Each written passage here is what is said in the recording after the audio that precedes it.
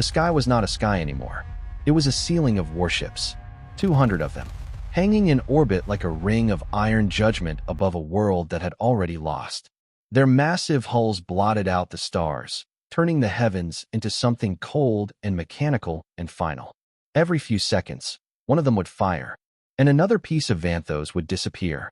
That was the truth of it. Not a battle, not a war in any real sense. A demolition. Slow, deliberate, absolute. Commander Illyra stood in the dim glow of the underground bunker and watched her world die in fragments across the screens in front of her.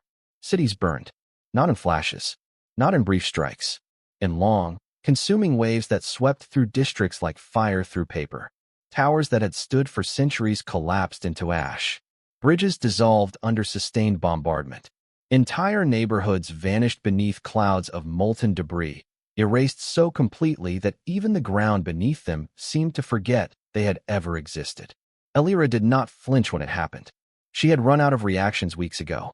What remained in their place was something quieter, something heavier, a kind of numb clarity that came only to those who had watched too much and could no longer afford the luxury of feeling all of it at once. "Report," she said quietly. The officer beside her hesitated before speaking. That single hesitation told her everything she needed to know before the words came. "Sector 9 has fallen, Commander. Resistance Group 12 is no longer responding." Illyra closed her eyes for a moment. Group 12, 43 fighters. Mostly engineers, people who had spent their lives building things rather than destroying them. One musician. Two teachers who had never held weapons before this war began. They had picked up rifles the same day they watched their classrooms burn. They had learned to fight the way all of her people had learned, not in training, not in preparation, but in the desperate, aching middle of catastrophe. They had held that sector for 11 days. 11 days against soldiers bred for war, against weapons designed to end civilizations, against an enemy that did not negotiate and did not slow down and did not feel anything when it killed. Now they were gone. "Understood," she said. Her voice did not shake. It hadn't shaken in a long time. She had learned to keep it steady the way you learn to keep your hands steady when the ground is falling, not because you feel calm, but because there is no alternative. "Update the casualty count." The officer swallowed. "Commander, it's no longer accurate to track individual losses." Of course it wasn't. There were too many. The numbers had stopped being numbers a long time ago. Now they were just weight, just a pressure that sat somewhere behind the eyes and never left. Illyra turned her attention back to the main display. Dropships were descending again. They fell through the atmosphere in perfect formation, their engines burning like streaks of orange fire against the darkened sky. Dozens of them, each one carrying soldiers who had never known anything other than conquest. They would land within the hour, and when they did, the killing would begin again. She had never been meant to watch this. None of them had. Vanthos had never been a world of soldiers. For over 3,000 cycles, 3,000 years of civilization, of generation after generation choosing what to build and what to become, her people had created something else entirely, something rarer than strength. They had built a civilization of thought. Their cities curved with intention, designed not just for function but for beauty. Their structures caught light in ways that shifted with the movement of their sun, so that the same street looked different at dawn than it did at midday. Their history was not recorded in battles. It was recorded in ideas, in great works of philosophy that explored the nature of existence, in sculptures that changed shape depending on the perspective of the observer, in music so emotionally precise that even species without shared language could understand it. They had studied the stars not to conquer them, but to learn from them, and they had carried that same impulse, that same curiosity, that same patience, into every interaction with the galaxy around them. They had been called to mediate disputes between species that had been at war for generations. They had sat at negotiation tables where weapons once decided outcomes and replaced them with words. Not because they were naive, because they had learned, again and again, that understanding was stronger than force. That if two sides could truly see one another, conflict could fade. It had worked. Not always. Not perfectly. But enough. They had ended wars, saved lives, been respected across dozens of systems for the quiet, rare, irreplaceable ability to make peace where peace seemed impossible. The galaxy had called them wise. The Corvani had called them weak. Elira opened a new orbital feed. There it was again, the fleet. 200 warships arranged in flawless formation above her dying world. Between them drifted the shattered remains of Vantho's defense fleet. Beautiful ships, those had been. Sleek and elegant. Designed to travel between stars rather than fight among them. Built for exploration. For discovery. For the simple, profound act of going somewhere new and learning what was there.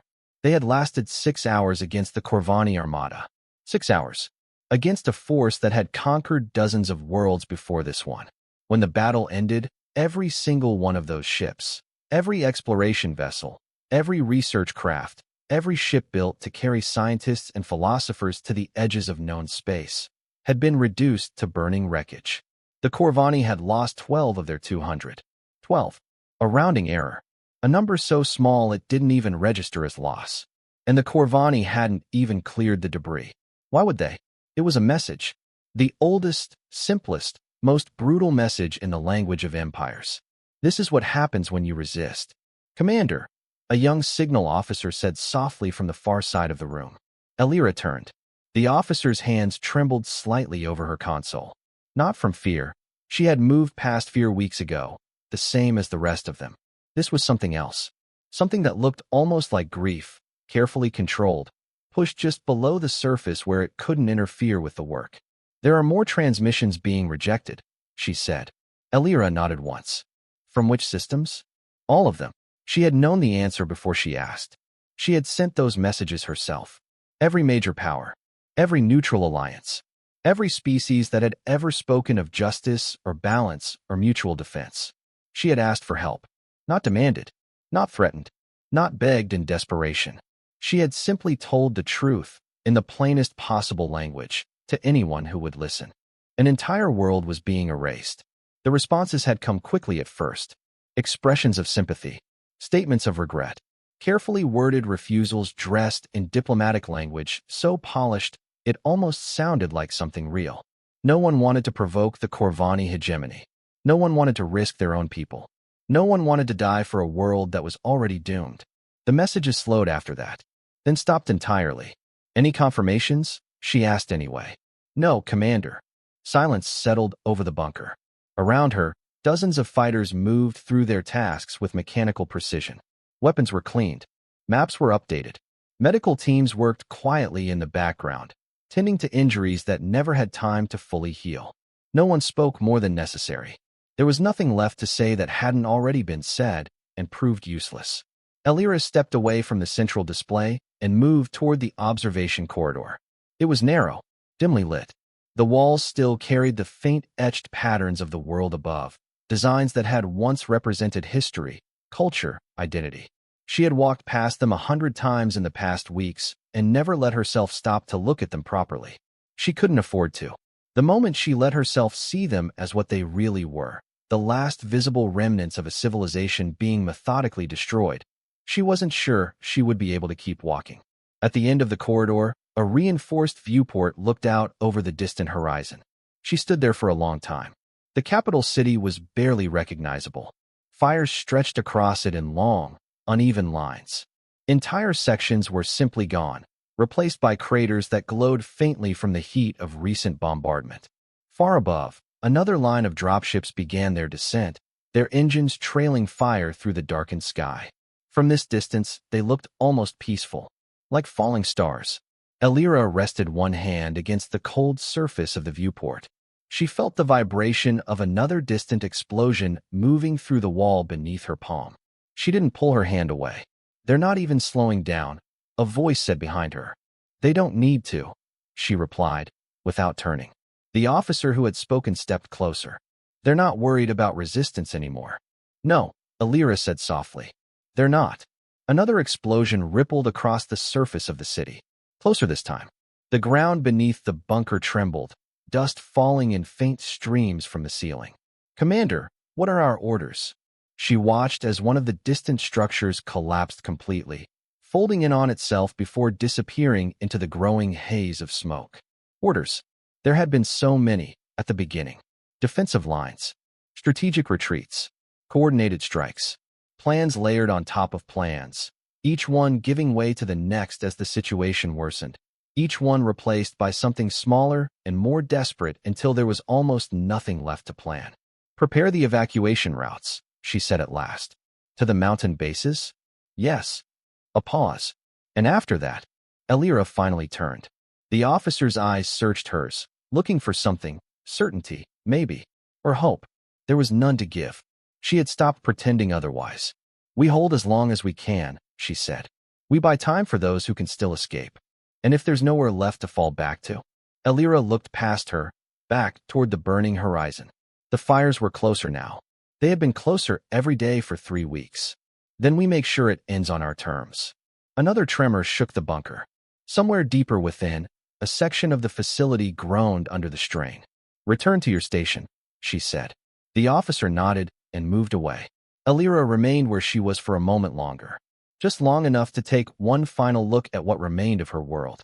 Then she turned and walked back into the bunker. Behind her, Vanthos continued to burn. And above it, the fleet waited. Unchallenged. Unstoppable. Certain of victory. They had never been meant for this.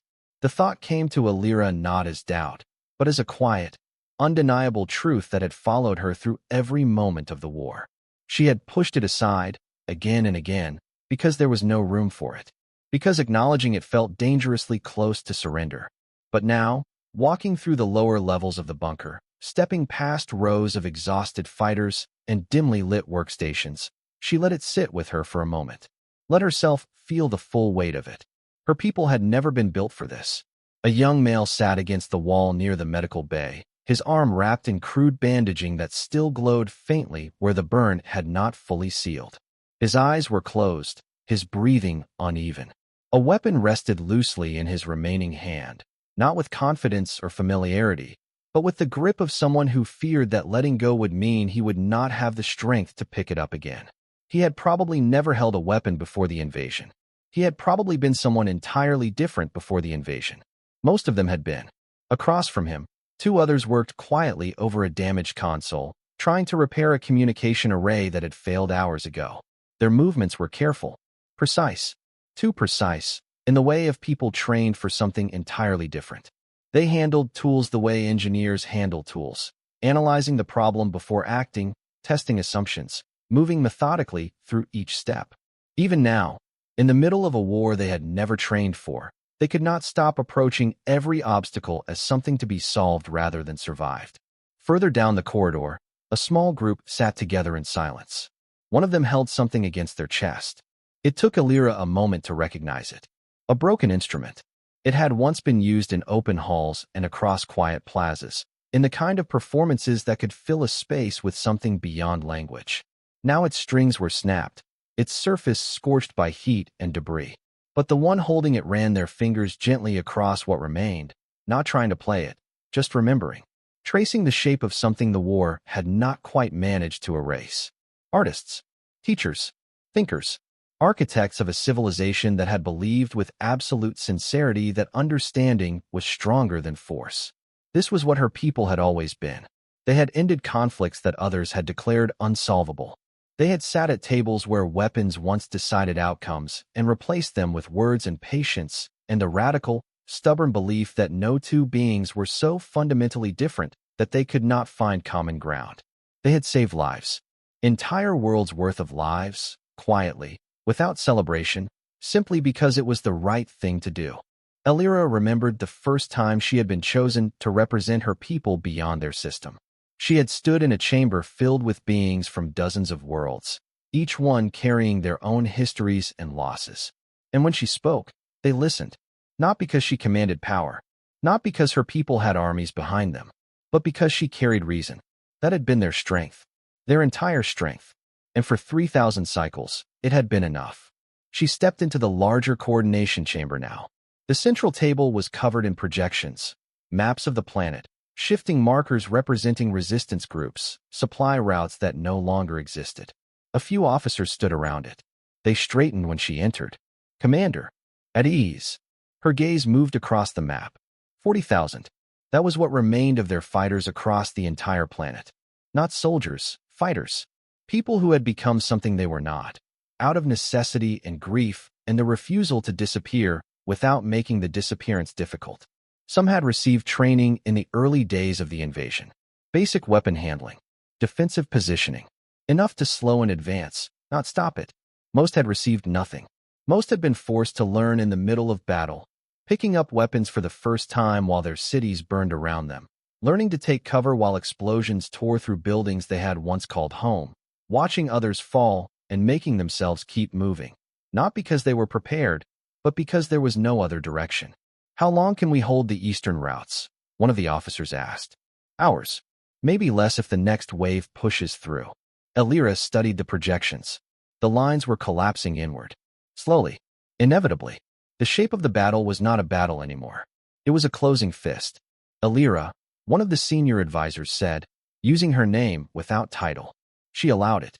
Formalities had dissolved along with everything else. "We were not ready for this," the advisor continued. Not as a species. It wasn't an accusation. Just a statement. Spoken quietly, without bitterness, as a fact acknowledged rather than a wound reopened. "No," Elira agreed. "We were not." The advisor looked down at the map, then back up at her. "Do you think we could have been?" The question lingered. Elira considered it. Really considered it. The way she had in the sleepless hours before dawn when there was nothing left to do but think. Could they have changed? Built fleets instead of galleries? Trained soldiers instead of scholars? Prepared for a war they had never believed would come, at the cost of becoming the kind of civilization that expected war to come? She thought of the cities before the invasion, of open spaces filled with light, of voices raised in discussion, not conflict, of a people who had chosen, again and again and again across 3,000 years of history, to build rather than destroy. "No," she said finally. The advisor frowned. "No. If we had become that," Elira said, "we would not have been ourselves anymore." Silence followed. Not disagreement. Not resignation. Understanding. There was a cost to everything. They had chosen their path long before the war began, and now they were paying for it. Not because they had been foolish, not because they had been careless, but because they had been exactly what they chose to be, completely and without compromise, all the way to the end. A sudden flicker crossed the central display, one of the outer districts. The signal stuttered, then stabilized just long enough to show movement. Corvani ground forces advancing. Orderly. Precise.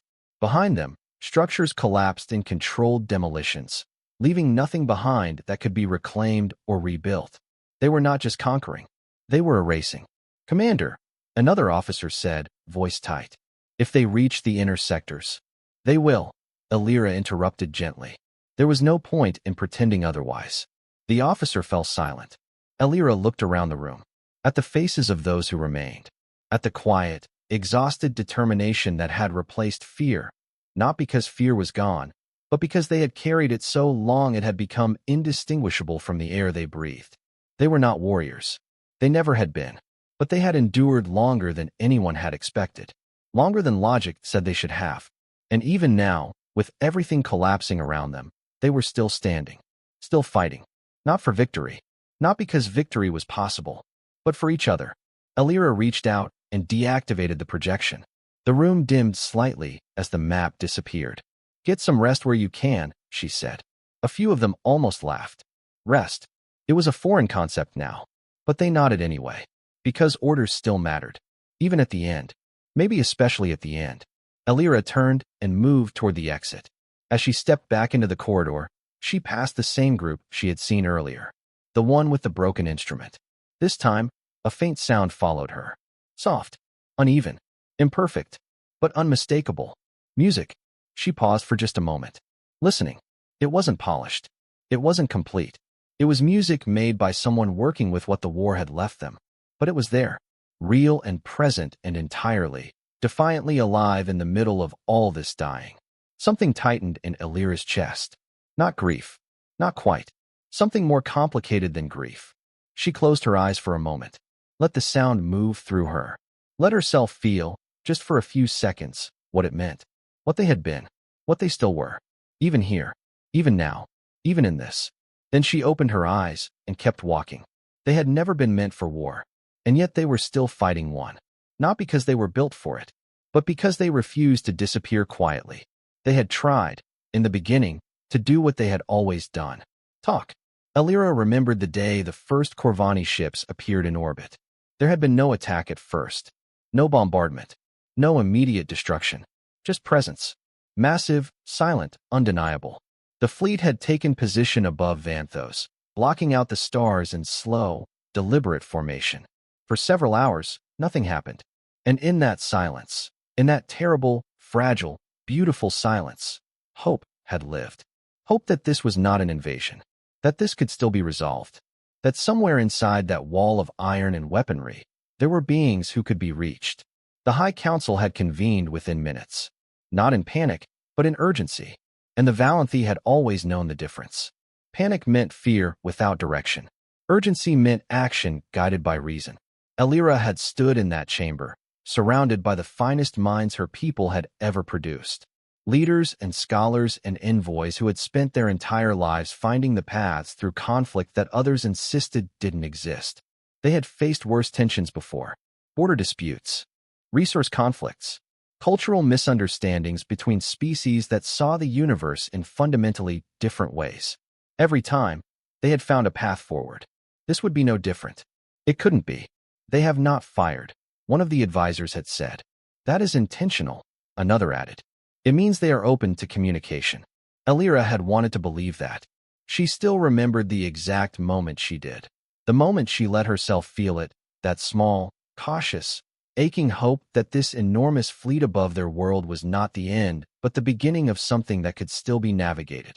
Prepare a diplomatic channel, she had said. Full transparency. No encryption barriers. Let them see we have nothing to hide. The message they sent was simple, respectful, clear.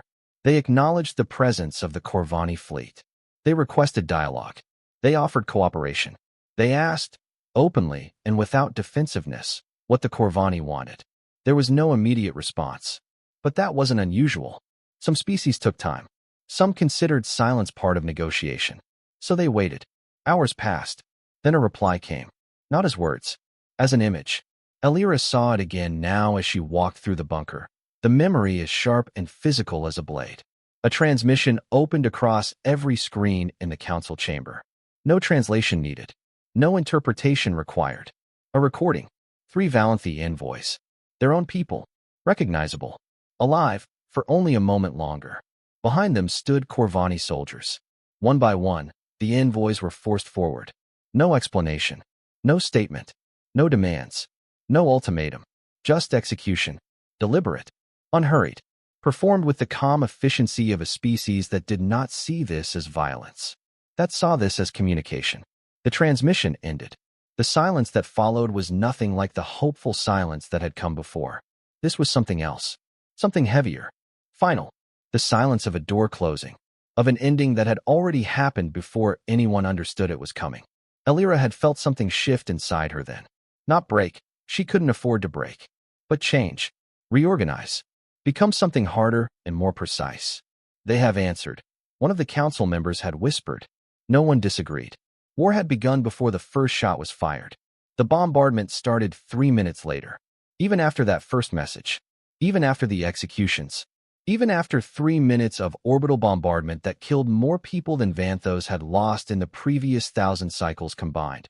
Even then, they had tried again. Alira had authorized it herself. A second transmission. Different in tone. More direct. Less diplomatic and more human, or whatever the Valanthi equivalent of human was. They asked for terms. Offered access to their resources. Offered shared control of orbital space. Even offered partial evacuation of key regions if it meant preserving lives somewhere in the wreckage of what was happening. They had been willing to give up everything that defined their sovereignty. Everything except their existence. The Corvani response had been immediate. Another recording. This one shorter. Simpler. A view of Vanthos from orbit. Targeting markers lighting up across the surface, one after another, covering the planet like a spreading disease. Then fire. The first wave of strikes hit before the transmission even ended. Cities gone in seconds. Millions of lives ended between one breath and the next. Negotiation had never been an option. It never had been. Not with the Corvani. Not with a species that did not see them as people. That saw them as an obstacle. A temporary complication in the path of an expansion that had never been stopped and did not believe it could be. Elira stepped into a small chamber near the end of the corridor. Once used for private communications, it was quiet now, the consoles dim, most of the systems rerouted to more critical operations. She stepped inside anyway, stood there in the silence. They had believed in words, in logic, in the idea that no species would choose total destruction when alternatives existed. They had been wrong, not because they were naive, but because they had been measuring the Corvani against a standard of reason that the Corvani had never accepted and would never accept and did not even understand. "We built a world that had no place for war," she said quietly, to no one. "And when war came, we had no place for ourselves in it." The words lingered in the empty room. They had not failed because they were careless. They had not been unprepared out of ignorance. They had made a choice, a conscious, deliberate, 3,000-year-long choice to become something other than what the galaxy kept insisting they should be. And for most of that time, it had worked. Until a species came along that did not care what they were, that looked at their wisdom and their art and their long history of ending other people's wars and saw none of it. Saw only that they were in the way. A distant rumble echoed through the bunker. Closer than before. The war was moving. Always advancing. Elira straightened and walked back toward the main corridor. Behind her, the empty chamber remained silent. Ahead of her, the bunker stretched on, filled with a people who had never been meant for this, now living inside it because there was nowhere else to go. And above them, the fleet waited. Certain, unchallenged, unopposed, already composing the report that would record this as another routine conquest. Another world added to the hegemony. Another civilization that had made the mistake of being in the wrong place at the wrong time. The message almost didn't make it through. By the time it reached the bunker, it was barely more than static, fragments of signal buried under interference, distorted by distance and time. It flickered across the console in broken intervals, cutting in and out, as if something vast and indifferent was trying to swallow it before it could arrive. "Commander," the signal officer called out, confusion threading through her voice. "We're receiving something. I don't recognize the origin." Elira didn't look up immediately. There were always signals. Distorted echoes from destroyed satellites. Corvani transmissions bleeding across unsecured channels.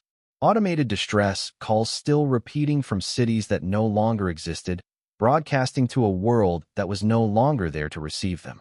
"Filter it," she said. "If it's not priority." "It is." The officer hesitated.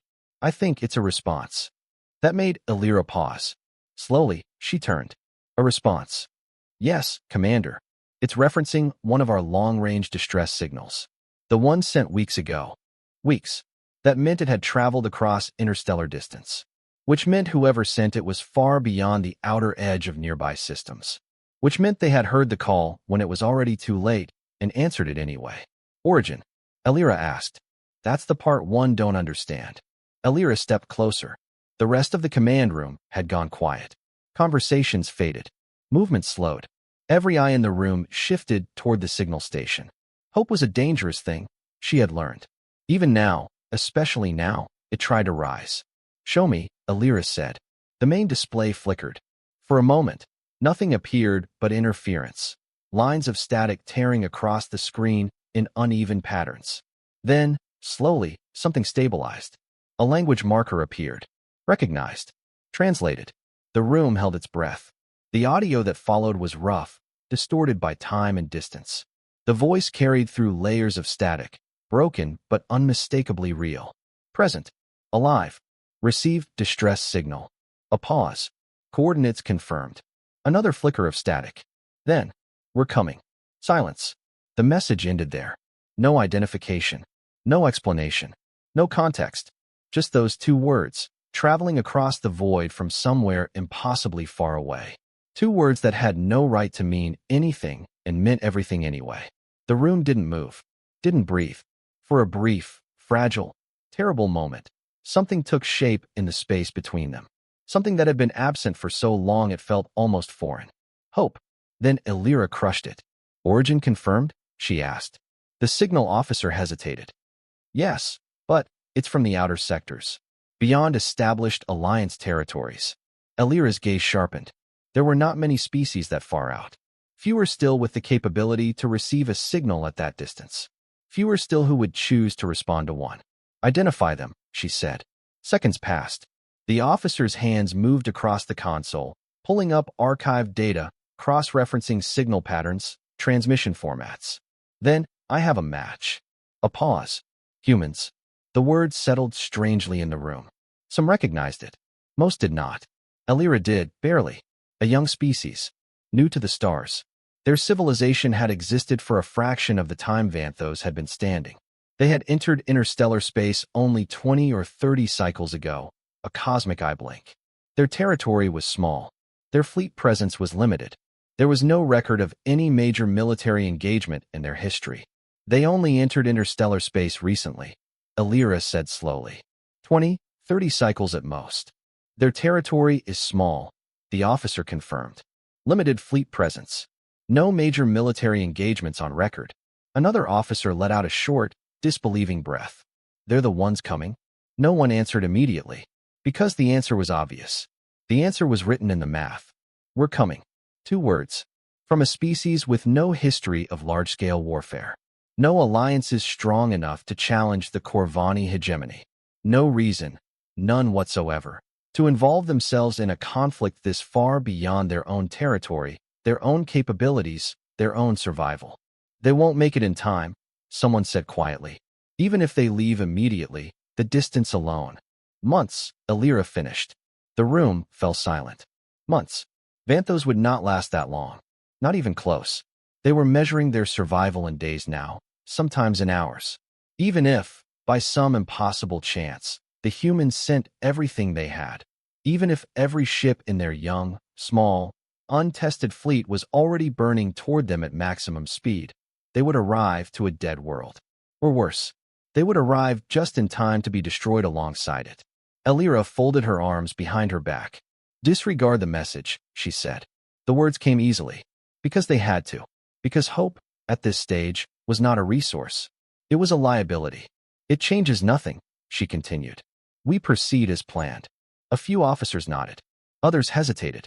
She could see it in their eyes, that small, stubborn, deeply human-adjacent part of them that wanted to hold on, that wanted to believe the universe might still surprise them. The humans are not a military power, she said, her voice firm. They do not have the fleet strength to challenge the Corvani. Even if they did, they are too far away to matter. Everything she said was true. Logically, strategically, mathematically. Every calculation pointed the same direction. Commander, the signal officer began, softer now. What if they really are coming? Elira looked at her. Then they are making a mistake. The officer lowered her gaze. Elira turned away from the display. Archive the transmission, she said. Maintain signal monitoring. If anything changes, report immediately. The room slowly returned to motion. Conversations resumed. Systems were checked. The machinery of a war that was almost over kept grinding forward. But something had shifted. Not in the war. Not in their situation. But in the people around her. Something small and uninvited had settled in the corners of the room, between the exhausted faces and the dimming screens. Elira walked toward the exit, her steps measured. Controlled. We're coming. 2 words. Simple. Certain. Impossible. From a species she barely knew existed, across a distance that made the word coming almost meaningless. And yet, Elira pushed the thought aside, because it didn't matter. It couldn't. Above them, the Corvani fleet still filled the sky. Below them, their world continued to collapse. And between those two truths, there was no space for miracles. Only reality. And reality had already made its decision. The Corvani saw them first. At the far edge of the system, where the stars thinned into distant silence, something tore through the void. Space itself seemed to ripple as 12 objects forced their way into real space. Their arrival marked by unstable bursts of energy that scattered like fractures across the dark. It wasn't clean. It wasn't precise. It wasn't anything like the elegant slipspace entries used by the major powers. It was violent and rough and desperate looking, like something pushed through a door that didn't quite fit. On the Corvani flagship, alarms flared instantly. Unidentified contacts. The sensor officer reported, his voice sharp. Bearing 093 Mark 7. Emergence pattern irregular. Admiral Varek turned slowly toward the main display. The map shifted, highlighting the new arrivals. 12 signatures. Small, insignificant against the scale of the fleet surrounding Vanthos. Origin, he asked. Unknown, Admiral. Their entry vector shouldn't be possible. That corridor. I did not ask for theory. Identification. They are transmitting. The display flickered. A signal pushed through Corvani channels without permission, crude but effective, forcing its way onto every active system in range. Text appeared. Short. Unformatted. Direct. Human Expeditionary Force. Varric stared at it for a moment. Then he laughed. The sound echoed across the command deck, low and measured. Not the laugh of a man who found something funny. The laugh of a man who found something beneath his notice. Humans, he repeated. Around him, officers exchanged glances. They knew the name. Everyone knew the name. A young species. New to the stars. Barely organized beyond their own territory. No significant military record. No victories worth remembering. And now, 12 ships. Against 200. Varric studied the display, his expression shifting from amusement to something more careful. Something more curious. There was no tactical logic here. No hidden fleet following behind. No allies signaling support from the outer edge of the system. Just 12 ships, burning toward a fleet that had never been stopped, that had conquered dozens of worlds before this one, that had reduced Vanthos' own defense fleet, a force of hundreds of vessels, to burning wreckage in 6 hours. They believe this is a rescue mission, one of his officers said. Apparently. Admiral. The sensor officer said carefully. They are advancing toward the inner system. Of course they were. Varric clasped his hands behind his back. Dispatch a destroyer group, he said. Remove them efficiently. How many, Admiral? He considered. 12 ships. 12 small, damaged-looking, impossibly under-equipped vessels crewed by a species that had been in space for less than 30 cycles. Squadron 8, he said. 15 destroyers. More than enough. More than necessary, even. But efficiency was not about balance. It was about certainty. About sending a message that was also a math problem with only one possible answer. Proceed.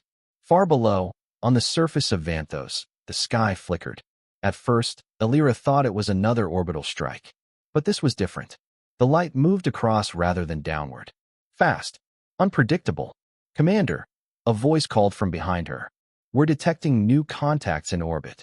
Corvani reinforcements? No. They're not matching Corvani signatures. Alira moved quickly toward the main display. The projection stabilized, pulling data from the few remaining satellites still operational. 12 points of light. Small. Already damaged by the stress of whatever transit had brought them here. Burning as they pushed deeper into the system. For a moment, no one spoke. Then, they're transmitting identification. Alira already knew what the officer was going to say. She could feel it in the shift of the air in the room, in the held breath of everyone around her. Humans, the officer confirmed. 12 ships. That was all. No massive fleet behind them. No overwhelming force. No cavalry arriving at the last possible moment in numbers great enough to change the calculation. Just 12 ships, crewed by a species that had been in space for less than 3 decades. And they were already under attack. On the display, 15 Corvani destroyers moved to intercept, their formation precise, their approach the kind of perfect geometry that spoke of absolute confidence. Each one of those destroyers was capable of leveling entire cities. Each one outweighed the human ships in firepower, armor, and combat experience by a factor that made comparison almost meaningless. They're going to be destroyed, someone whispered. Alira didn't respond. She couldn't look away. The distance between the two forces closed. Then the Corvani fired. A storm of plasma and kinetic strikes tore through space, converging on the human ships in a wave of overwhelming force. Direct hits. Multiple. Unavoidable. The display flared with impact markers. For a single, suspended moment, everything disappeared in the light. And then, the human ships were still there. Damaged. Burning. Hull integrity compromised across multiple sections. But moving. Still advancing. Not retreating. Not breaking formation. Not doing any of the things that every law of military logic said they should be doing. A ripple of disbelief passed through the room. That's not possible. They took direct impact from 15 destroyers. They're accelerating, another voice cut in. It was true. Instead of retreating, instead of repositioning, the human ships surged forward. Not in perfect alignment. not in any kind of coordinated symmetry. They moved like something else entirely. Unpredictable, each ship adjusting independently, weaving through incoming fire, closing distance instead of widening it. Like 12 separate minds making 12 separate decisions all at once, all of them arriving at the same impossible conclusion. Keep going. What are they doing? Someone asked. Alira's eyes narrowed. She didn't answer, because she didn't understand it yet. On the orbital display, one of the human ships broke from the others. It didn't evade, didn't reposition for a better firing angle. It drove straight toward a Corvani destroyer at full acceleration. On the flagship, Varek watched with what he would later describe only as careful attention. Collision course, his sensor officer reported. They've lost control, one of his officers said. Their damage must have. No, Varek said quietly. The human ship did not slow, did not change direction, did not respond to any of the emergency hailing frequencies his communications officers tried. It accelerated, deliberately, with intent. They are doing it deliberately, Varek said. The realization came too late. The human vessel struck the Corvani destroyer at full speed. For a fraction of a second, there was silence, the hell-breath silence of an event too large to process in real time. Then both ships vanished in an explosion that tore through the surrounding formation. Shockwaves rippled outward. Fragments scattered.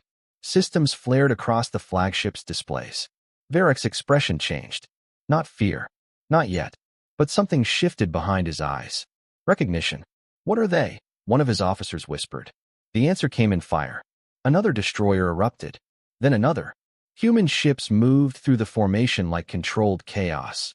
Damaged, burning, trailing debris, and yet relentless. Completely, utterly relentless.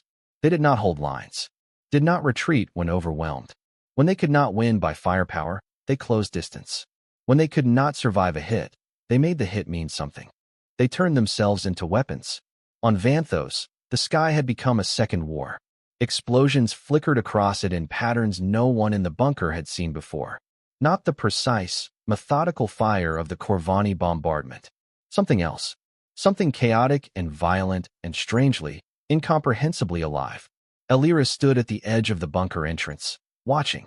She didn't realize she had moved until she was already there, standing in the open air with smoke thick around her and the sounds of orbital combat rolling through the atmosphere like distant thunder.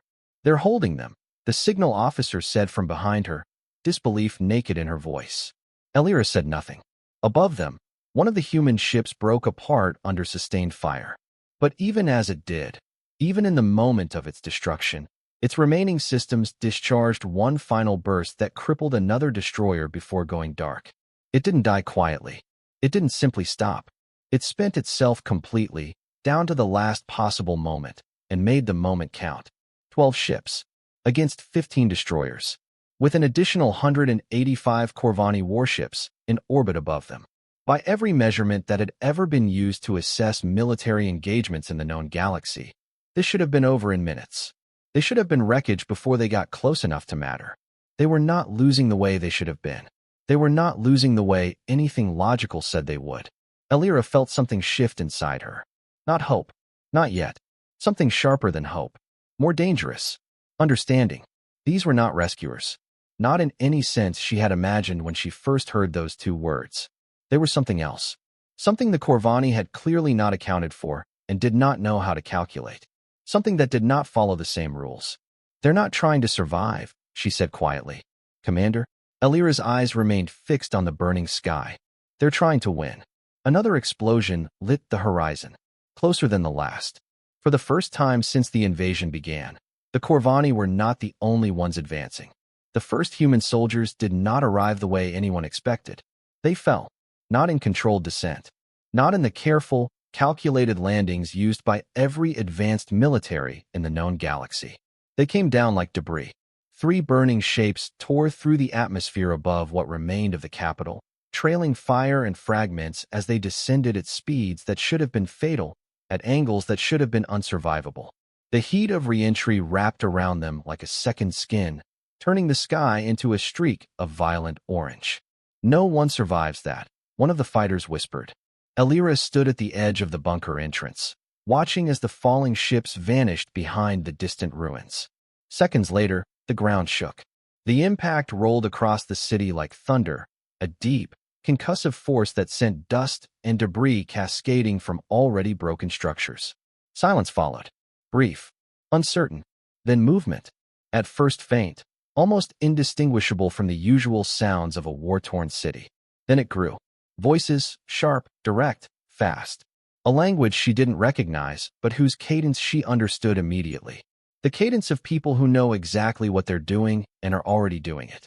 "Commander," the scout reported over comms, his voice tight with something that wasn't quite disbelief. "We have visual confirmation. Report. There are survivors." A pause. "Hundreds of them." "Clarify." "They're moving, Commander. Organizing. Establishing perimeter positions. They're not injured." That was not possible. The descent alone should have killed them. The impact should have finished the rest. And yet here they were, hundreds of them, moving through the wreckage of their own ships, as if the wreckage were simply a material to be worked with. "Hold position," Elira said. "Observe. Do not engage." "Yes, Commander." "Prepare an escort unit," she said. "I'm going to see this myself." The journey through the ruined city was cautious and slow. Corvani patrols still moved through the outer sectors, though less frequently now. The chaos in orbit had pulled some of their attention upward, buying moments of movement that hadn't existed the day before. They reached the impact zone as the sun dipped below the horizon. What remained of the ships was barely recognizable. Twisted metal, burned plating, sections of hull torn open from the inside out. And yet around the wreckage, built from the wreckage, there were structures. Temporary, efficient, barricades assembled from shattered plating. Perimeter lines marked with precision. Communication arrays already being assembled from salvaged components. Every piece of debris with any structural integrity had already been assessed, categorized, and put to use. Humans, hundreds of them, moving with a kind of controlled urgency that Elira had never seen before. Not frenetic, not panicked, deliberate, purposeful, as if they had done this before, as if they had trained for precisely this scenario, arrived damaged, in hostile territory, with limited resources, and immediately begin converting disadvantage into something workable. One of them noticed her. He turned, his weapon lowering slightly, not in fear, but in awareness. Others shifted. Within seconds, several of them had repositioned, placing themselves between her group and the central encampment. Fast. Too fast. The kind of fast that came from something deeper than training. From instinct. "Hold," Elira said quietly to her escort. She raised her hand slightly. Not in surrender. In acknowledgement. The human at the front stepped closer. He was taller than she expected. His armor was dark, scorched in places, reinforced with layers that looked more practical than elegant. Nothing about it was decorative. It was built for one purpose and one purpose only. At his side, something moved. Low to the ground. Silent until it wasn't. Four-legged. Muscular. Its eyes locked onto her with an intensity that made even her trained fighters tense. It did not growl, did not bare its teeth. It simply watched, waiting, doing its job with the same quiet competence as everything else in this encampment. "Commander Elira," the human said. Not a question, a statement. His voice was steady, direct, the voice of someone who had done their research and was not surprised by what they found. "I am Colonel Arlen Voss, Terran Expeditionary Force." Elira studied him. His face, visible beneath the partially opened helmet, was young, but his eyes were not. His eyes carried something she recognized with the certainty of someone who had seen it in her own mirror for months. "War. You came," she said. The words felt strange in her mouth, almost too simple for what they meant. Voss nodded once. "We said we would." No hesitation, no qualifier, no acknowledgement of the absurdity of what they had done, of crossing interstellar distances in inadequate ships to fight a war that was already lost, against an enemy that had never been beaten, for a people they barely knew existed. Just fact. "How many?" she asked. 1,200. Her escort shifted slightly. 1,200. Against an occupying force tens of thousands strong. "The Corvani have over 40,000 ground troops on this planet," Elira said. "I know. You are outnumbered. Yes. You are outmatched in technology. Not entirely. You cannot win this." Voss held her gaze for a moment. Something moved behind his eyes, not doubt, not fear, but a kind of patient consideration, as if he was choosing his words with real care. "We're not here to fight your war the way you have been," he said. "What does that mean?" He gestured to the surrounding ruins. "You've been trying to survive. Hold positions. Defend territory. Preserve what's left." His tone wasn't mocking. It was the tone of a man stating an observation, not making a judgment. "That's not how you beat something like this. Then how do you propose we fight? You stop playing by their rules." Before she could respond, a sharp crack echoed from the edge of the perimeter. A Corvani scout unit had moved too close. They hadn't even detected it. The first soldier dropped before he could react. The second turned, too slow. The creature at Voss's side moved. It crossed the distance in a blur, silent until the last possible second. It struck low and precise, taking the Corvani soldier off balance before he could bring his weapon to bear. The human soldier finished it cleanly. One shot. Over in seconds. "That was reckless," one of her fighters said under their breath. "No," Voss replied calmly, without looking away from Alira. "That was controlled. They expect you to react the same way every time," he continued. "Defensive lines. Predictable movement. Measured response. That's why you're losing." Alira didn't argue, because she knew it was true. She had known it for weeks, had felt the trap closing around them, the way their own predictability had become their greatest vulnerability. Every defensive position they chose, the Corvani anticipated. Every fallback they planned, the Corvani were already waiting at the end of it. "We don't fight like that," Voss said. Around them, his soldiers kept moving, adjusting, repositioning, the perimeter shifting in small ways in response to the skirmish, as if the whole encampment were a single organism responding to stimulus. No orders audible. No panic. Just adaptation. "We hit where they're not ready. We move before they understand what's happening. We don't give them time to adapt. And when we can't win a fight," he glanced briefly toward the distant horizon where the sky still burned, "we change what winning looks like." Alira followed his gaze. The implication settled heavily. These humans did not measure victory the way she had been measuring it. They didn't need perfect conditions, didn't need equal numbers, didn't need certainty of survival. They only needed impact. The ability to make every moment of the fight cost the enemy more than the enemy expected. "You're asking us to become something else," she said. Voss met her eyes. "I'm asking you to stay alive long enough to win." Silence stretched between them. Behind him, one of the soldiers knelt beside the creature, resting a hand briefly against its neck. Not controlling it, connecting with it, checking on it. It remained still and alert, watching everything, partner rather than tool. Alira exhaled slowly. Everything about this felt wrong. Chaotic, unstructured, dangerous. These were not her people's methods. This was not how they moved through the world. And yet, for the first time since the war began, the word impossible felt slightly less absolute. "What do you need?" she asked. Voss didn't hesitate. "Your people know this world. The terrain, the tunnels, the places the Corvani think are secure." He looked at his soldiers, then back at her. "We'll teach them how to make those places dangerous." Alira looked at him for a long moment. Then she nodded. Behind her, her escort shifted, uncertain, but listening, because something had changed. Not in the sky, not in the war, but in what the war could be. The Corvani were no longer the only ones deciding how this was fought. The war did not change all at once. There was no single moment where everything shifted. No dramatic reversal. No thunderclap of sudden victory. It happened the way real things change, in small, incremental movements that seemed individually meaningless until you stepped back and saw what they had become. At first, it was so small the Corvani almost ignored it. A patrol that didn't report back. A supply convoy that vanished between checkpoints. A communication relay that went dark for a few minutes, then never came back online. Individually, nothing. Together, the beginning of something. 3 days after the humans arrived, Ground Commander Rethik stood over his tactical display and felt something he had not experienced in years. Confusion. "Report again," he said, his voice tighter than he intended. "Patrol Unit 7 is confirmed lost. 40 soldiers. No survivors." "How?" "Ambush, Commander. They were moving through Sector 12 tunnels, standard sweep formation. The entrance collapsed behind them. Explosive charges placed in advance. And then, attacked from multiple directions. Close-range weapons. Coordinated strikes." The officer hesitated. "Human tactics." Rethik straightened. The words landed like something cold. "The Valanthi do not fight like that," he said. "They didn't," the officer replied quietly. "Until now."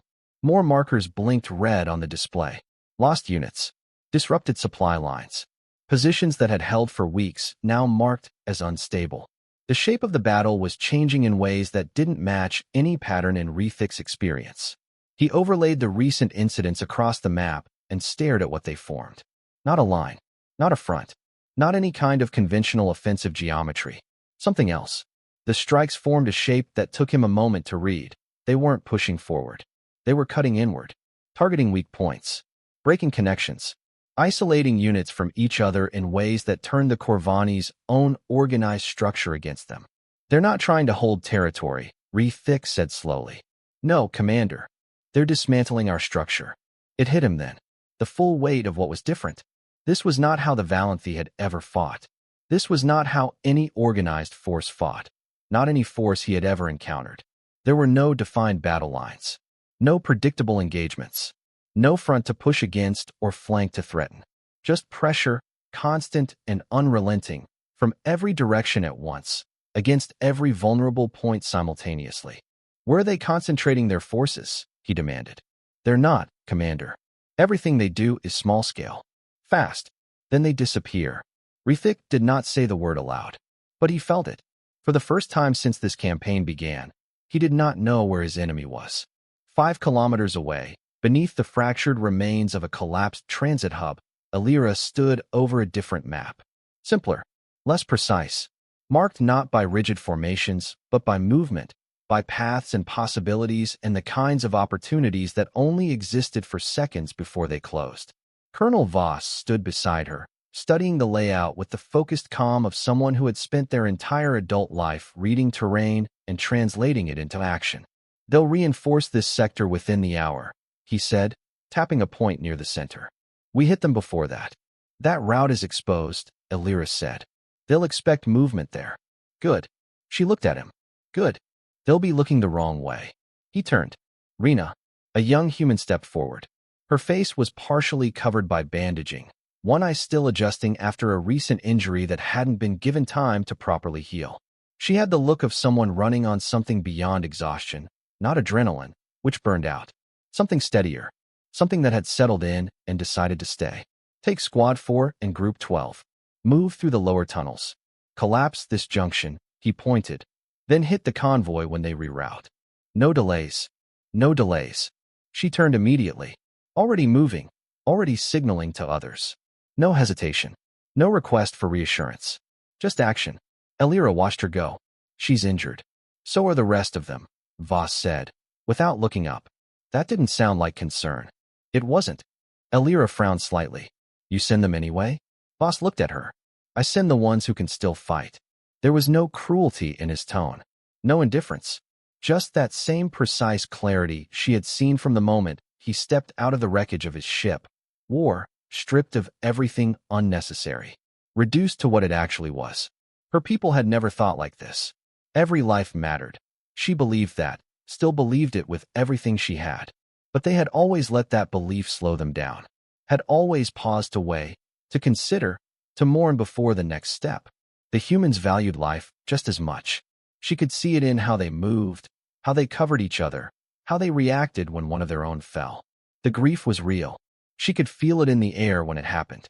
But they didn't let it stop them. They carried it and kept going. "They're learning fast," Voss said. Alira blinked. "Who?" "Your people." He nodded toward the tunnel entrances, where groups of Valanthi fighters prepared to move. "They don't hesitate anymore." She watched them. He was right. The same individuals who had once struggled with the weight of a weapon in their hands now moved with purpose.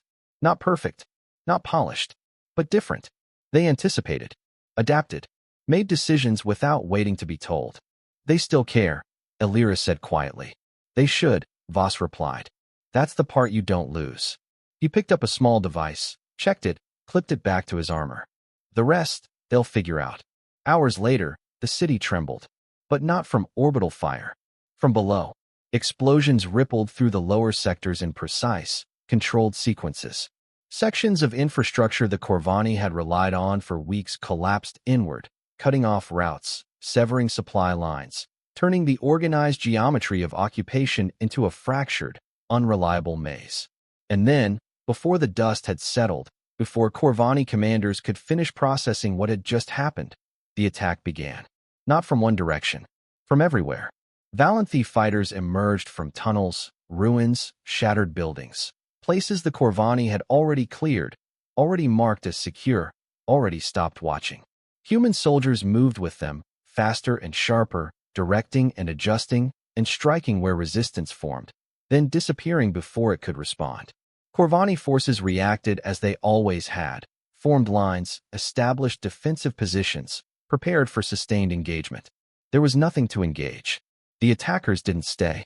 They hit and vanished and hit again somewhere else, and the confusion spread, and the orders overlapped, and units moved to reinforce positions that were no longer under attack, leaving others exposed. And for the first time in this entire war, the Corvani were reacting. And they were too slow. By dawn, the reports reached Rethik. He didn't speak as they came in. Sector 8 supply line destroyed.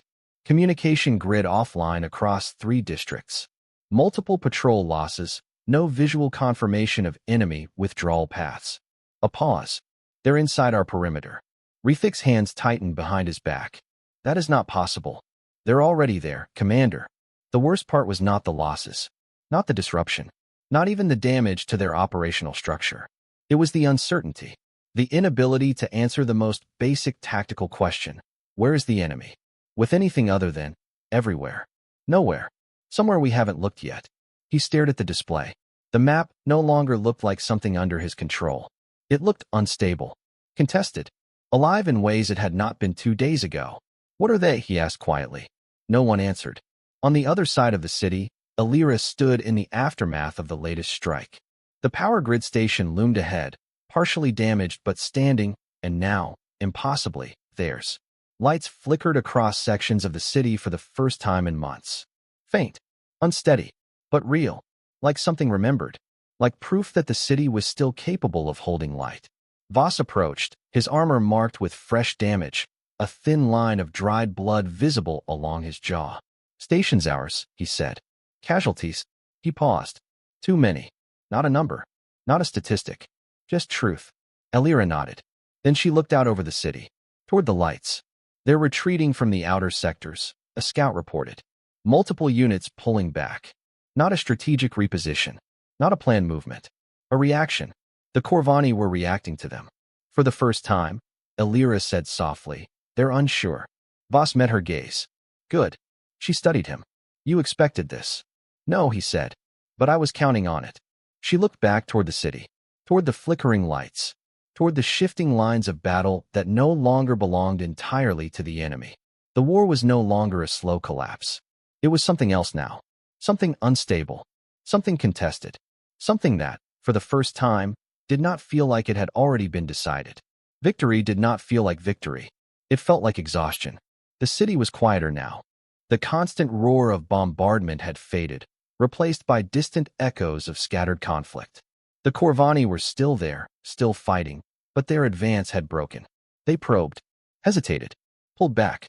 And in those gaps, those small, hard-won gaps, the resistance had taken ground.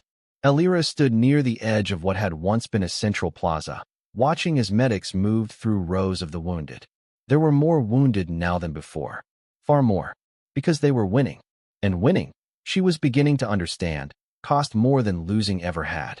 A human soldier was carried past her on a makeshift stretcher, his armor cut open where something had torn through it.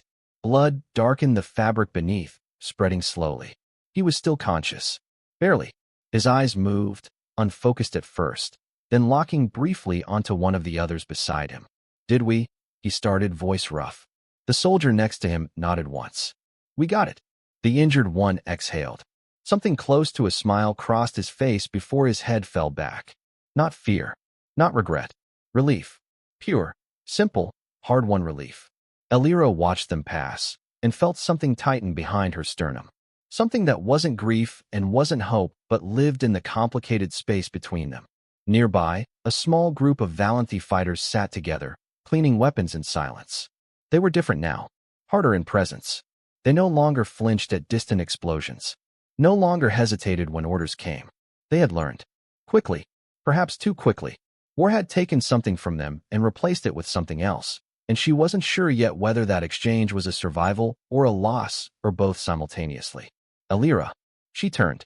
Voss stood a short distance away, and for a moment she didn't fully recognize him. His armor was heavily damaged, sections of it patched with mismatched plating. One shoulder hung slightly lower than the other, the joint beneath clearly strained or broken. Blood marked his side, not fresh, but not treated. You should be in the medical bay, she said.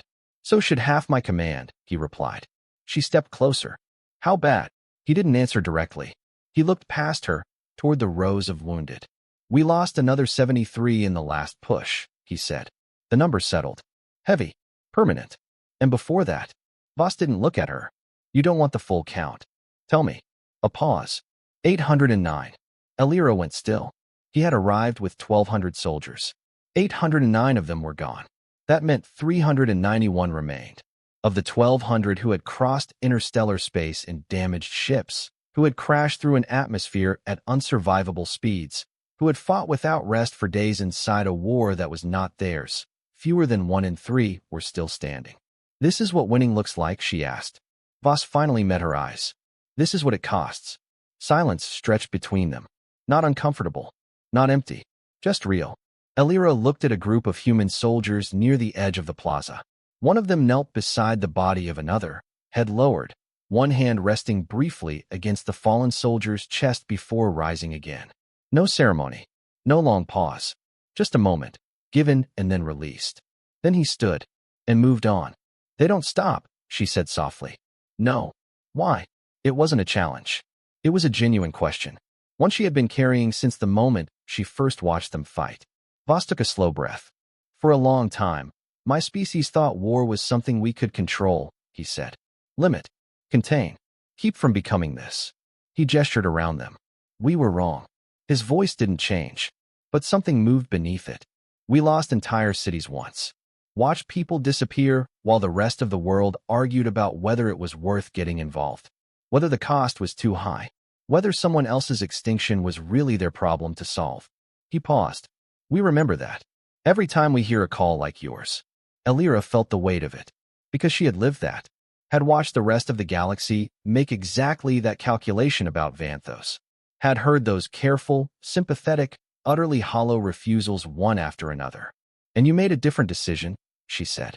We made a decision, Voss agreed, that if we have the chance to stop something like this, if we can hear the call and reach the place and still matter when we get there, we don't ask if it's worth it. The words settled between them. Not dramatic. Not loud. Just certain. The certainty of something decided long ago, in a quieter moment, and never revisited.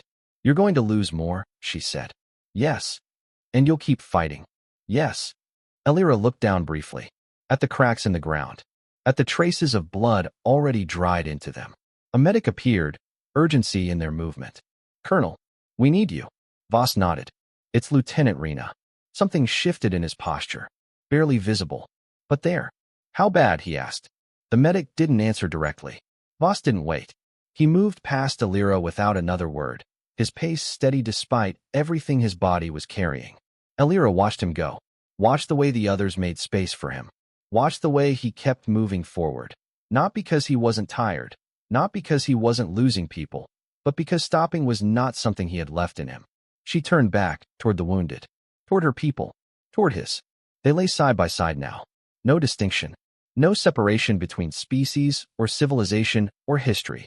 Just survivors, and those who hadn't survived, sharing the same ground. For the first time since the war began, Alira allowed herself to feel it fully. The cost. Not in numbers. Not in strategy. In lives. In names that would never be spoken again. In futures that had ended here, on a world that had not been the humans to defend, and that they had come to defend anyway. It was worth it, a weak voice said nearby. Alira turned. A human soldier sat propped against a broken section of wall, his breathing shallow, his armor barely holding together. He wasn't speaking to her. Not exactly. But she heard it anyway. Another soldier knelt beside him. You're going to make it, they said. The injured one shook his head slightly. A faint smile touched his lips. But they will. His gaze shifted, just slightly, just for a moment, toward the city, toward the lights that still flickered in the distance. Then it stilled. The other soldier didn't move for a moment. Then, quietly, they reached forward and closed his eyes. No words, no ceremony, just a moment, given fully, then released. They stood and kept going. Elira felt something break open in her chest. Not despair, not hope, something in between, something heavier and more permanent than either. Because now she understood what the humans had brought with them. Not just weapons, not just strategy, not just the tactical knowledge of how to fight an enemy like the Corvani. They had brought a different kind of resolve, one that did not break under loss, one that did not measure success by survival alone, one that kept moving forward, no matter the cost, no matter what it took from the people doing the moving, because the alternative was to let something terrible happen when you had the chance to stop it. The outcome had been sealed once. Everyone had believed it. But now, it wasn't anymore. The order came at dawn. Full withdrawal. Admiral Varek stood on the command deck of his flagship, the words still resonating in the silence that followed them. No one spoke. No one questioned. Because they had all seen the reports. They had watched the numbers fall, not in a single catastrophic loss, but in steady, relentless erosion. Ships destroyed. Supplies cut. Ground forces reduced, isolated, hunted through tunnels and ruins by an enemy that did not fight the way any enemy was supposed to fight. The Corvani did not lose wars. They ended them. They had done it dozens of times, against dozens of species, and they had never encountered a force that made them reconsider the middle of a campaign. Until now. Begin evacuation protocols, Varek continued, his voice precisely controlled. All remaining forces will disengage and prepare for departure. One of his officers stepped forward. Admiral, the High Command will receive a report, Varek interrupted, and they will understand. He turned back to the main display. For human ships remained in orbit. 4 out of the 12 that had entered the system. All of them damaged. All of them barely functional, held together by what looked, on the sensor readings, like deliberate refusal to stop working. By every measurement of war, they should have been destroyed days ago. They had been outnumbered 17-1. They had been outgunned by a factor that made the word outgunned feel inadequate. They had lost 8 of their 12 ships in the first engagement alone. And yet, there they were. 4 ships. Still holding position. Still transmitting. Still present. They do not break, one of his officers said quietly. No, Varek replied. He studied the 4 remaining signatures on the display for a moment longer. They do not. Below, on the surface of Vanthos, the first signs came slowly. Corvani patrols pulled back. Not advancing. Not reinforcing. Retreating. At first, Elira didn't believe it. Confirm movement patterns, she ordered. Multiple units withdrawing from outer sectors. No counteroffensive behavior detected. They're repositioning, one of her fighters said. They're leaving, another replied. Elira watched the shifting data. Maintain observation. Do not pursue. Not yet. She had lived too long inside this war to mistake a trap for victory. But the pattern held. Hours passed. Corvani forces continued to pull back. Organized, deliberate, unmistakable. By the second day, there was no interpretation left that made sense except the one she couldn't quite bring herself to accept. The war had turned. They're abandoning the planet, the scout reported. Full confirmation. Ground forces evacuating to orbital transports. Silence fell over the command room. Then a sound. Soft at first. Someone laughing. Not from humor. From disbelief. From the specific, overwhelming, almost painful relief of something impossible becoming real. Another voice joined. Then another. Until the room was filled with something that did not belong to war. Elira didn't move. Couldn't. She was still waiting for the reversal. For the moment where it proved too good to be true. Her mind kept reaching for the catch, the trap, the piece of information that would make this make sense as something other than what it appeared to be. It didn't come. Outside, the sky began to change. One by one, the massive shapes of Corvani warships broke formation. Engines flared. Jump signatures built. And then, they were gone. Not all at once. Not in chaos. In sequence.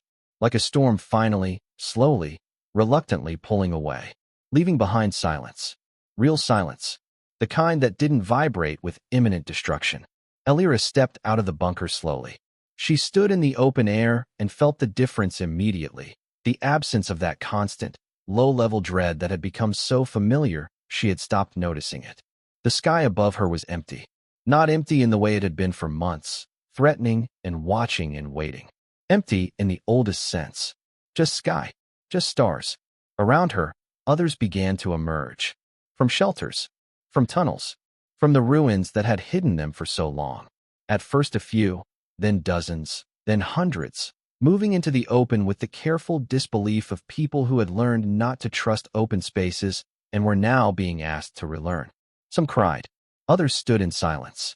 A few simply sat down where they were, their bodies finally permitted to give in to the exhaustion of holding themselves together for so many months.